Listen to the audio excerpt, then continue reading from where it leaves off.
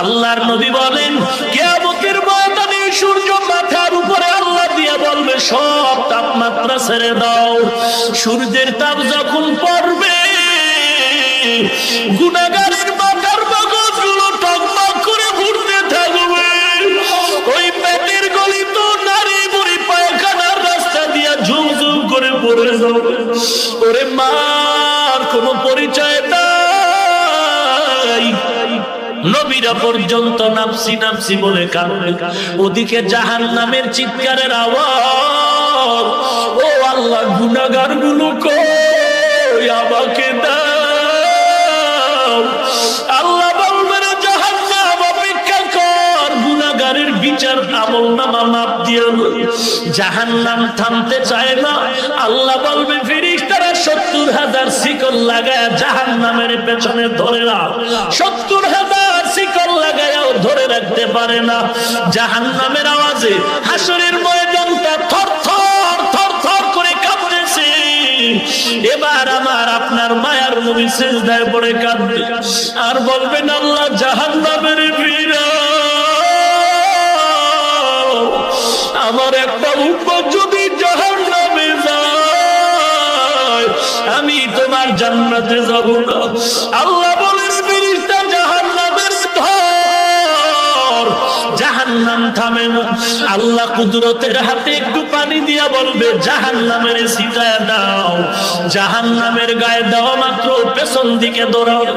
আমার নবী যখন জাহান্নামের বয়ান করতে সাহাবায়ে কেরামরা পাগলের মতো চিল্লাইতে থাকে। মনে হয় যেন তারা নিজের চোখে জাহান্নামের আগুন দেখতে পায়। আল্লাহর নবী বলেন জাহান্নাম থেকে মাপ চাও, ওই আযাব সহ্য করতে পারবা না রে বাবা। এরে যুবক, আমি তোর মতো একটা যুবক সন্তান।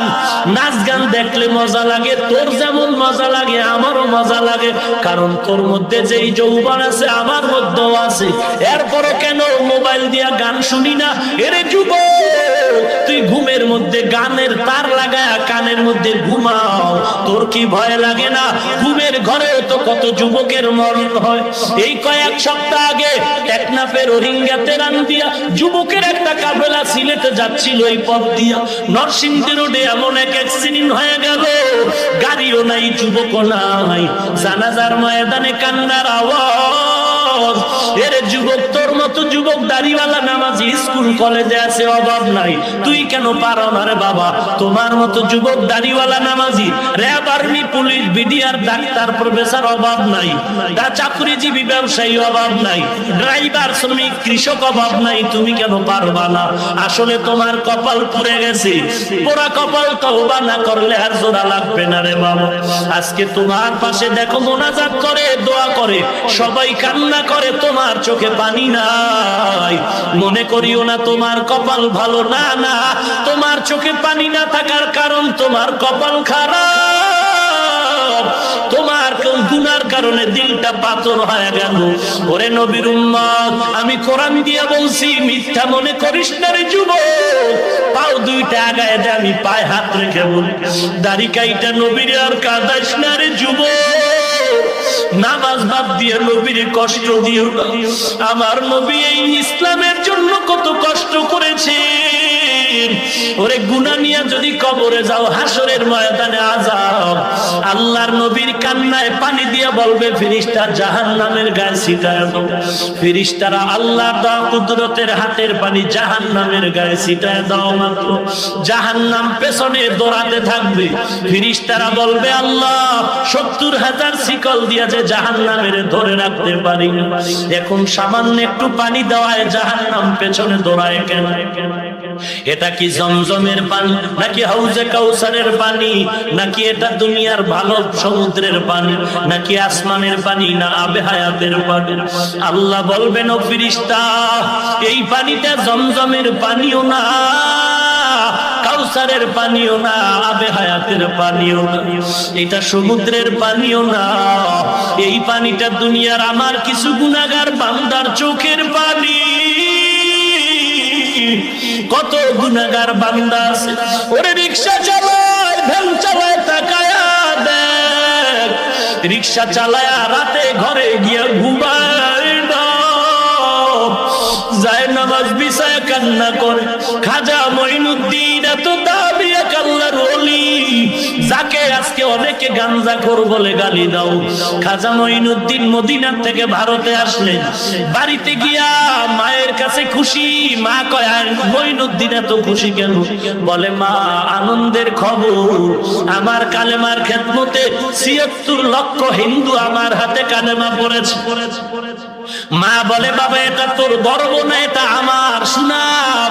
মঈনুদ্দিন বলে মা, এটা তোমারই সুনাম। বলে এমনি বললে হবে না, তোর এই বরকতের পেছনে আমি মা কত কান্না করেছি তুই জানো। তুই আমার গর্বে আসার পর আমি এক রাত্র ঘুমাই না, সারা রাত আমি তাহাজ্জুদের মুসাল্লায় কান্না করে দোয়া করছি। ওরে পর্দার আড়ালের মা, ভালো করে শুনে নাও। ও বাবাজি, মনটা কি চায় না একজন আলেমের মা হয়ে কবরে যাও, কোরআনওয়ালার বাবা হয়ে কবরে যাও? মঈনুদ্দিনের মা বলে, রে সন্তান, আমি মাওলার দরবারে কান্না করেছি, মালিক আমার সন্তানের তুমি ওলি বানায়া দাও। শুধু তাই না রে বাবা, তুই মঈনুদ্দিন যখন দুনিয়াতে আসছো, আমি মায়ের বুকের দুগ্ধ পান করেছো। আল্লাহর কসম, ও মঈনুদ্দিন, আমি মা তোরে যতদিন দুগ্ধ পান করাইছি, একটা ফোঁটা দুধ তোর মুখে বিনা ওযুতে দেই নাই। ও পর্দার আড়ালের মা বোনেরা, আমিও মায়ের সন্তান, তুমিও আমার মায়ের মতো একজন মা। তুমি আব্দুল কাদের জিলানীর মা, খাজা মঈনুদ্দিনের মা, হাফেজে কোরআনের মা। অনুরোধ করে বলছি, মা ভালো সন্তানের মা হও, কোরআনওয়ালার মা হওয়ার দোয়া করো। সন্তানটারে নামাজি বানাও। এরে যুবক, কয়দিন আর যৌবনের বাহাদুরি করবি রে বাবা। খেলার জীবনে কত বন্ধু নিয়ে খেলছো, আজকে অনেকেই নাই। লেখাপড়ার জীবনে কত বন্ধু ছিল, অনেকেই নাই। ডানে তাকায় দেখি অন্ধকার, বামে তাকায় দেখি অন্ধকার। এমন একদিন আসবে তুমিও থাকবে না রে যুবক। অতএব আল্লাহর কাছে তওবা করো, মা বাবারে কষ্ট দিবা না, আল্লাহওয়ালারে বন্ধু বানায় আমল করবা, নামাজ পড়বা, দাড়িটা লম্বা করবা, মা বাবার খেদমত করে দোয়া নিবা, সহিভাবে কোরআন পড়বা, দেশ ও জাতির বিরুদ্ধে কোনো ষড়যন্ত্র করবা না।